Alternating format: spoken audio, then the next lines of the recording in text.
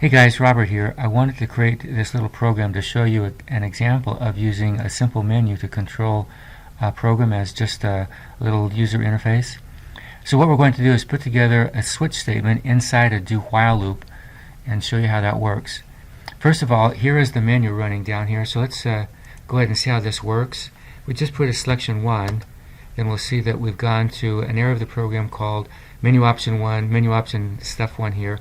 Press the key enter to continue.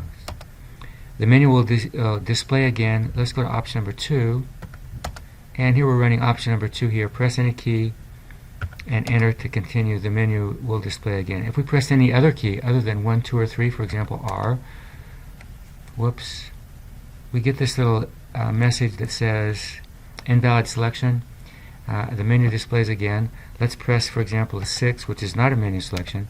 Once again, we get the invalid selection, and the menu displays again. So, in essence, the menu options will execute every time we press a 1, 2, or however many menu options we want to put in our menu.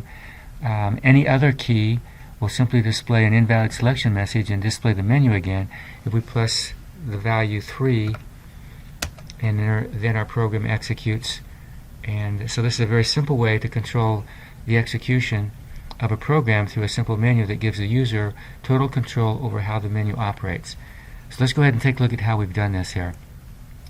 Once again, we indicated that we want to use a do-while loop. So let's take a look at the structure of the do-while loop and talk a little bit about how it works. The do-while loop consists of two keywords, do and while, and then the body of the loop right here. Notice that the do-while has a Boolean expression here. The Boolean expression in this case is selection does not equal the character 3. We've set up as case statements instead of switch statement. Case 1, 2, 3. Notice the single quotes indicate that these are characters. We have a character variable here that we use to capture input from the keyboard, and this statement here allows us to capture a single character from the keyboard. The keyboard.next allows us to enter any number of characters. The character @0 allows us to just capture and store in selection the character at position 0, which is actually the first character in the string of characters that we've entered from the keyboard. So I could enter 1, 2, 3 and just capture the character 1, or I could enter just the character 1, and in that case the character 1 would be stored in our selection variable. So the do-while loop is very useful when we want to execute a series of commands at least once before we test the condition. That's why it's called an exit test loop. And obviously when we run the program, we want the menu to display at least once, and then give the operator options to select any menu option or go ahead and quit the program.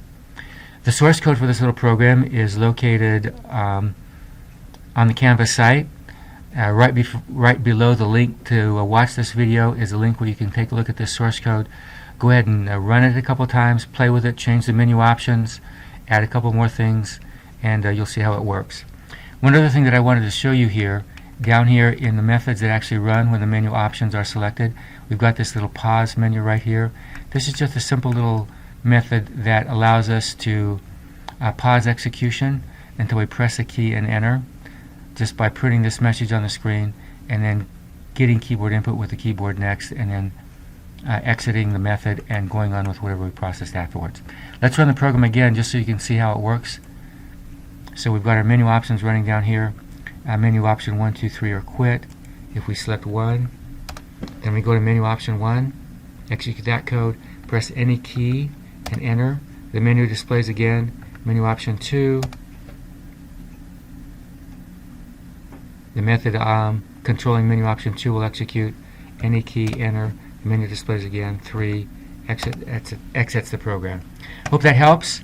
This should help you get started in project the retail sales program that requires you to create a simple menu. Use this little template as a place to get started. Thanks guys. Talk to you later.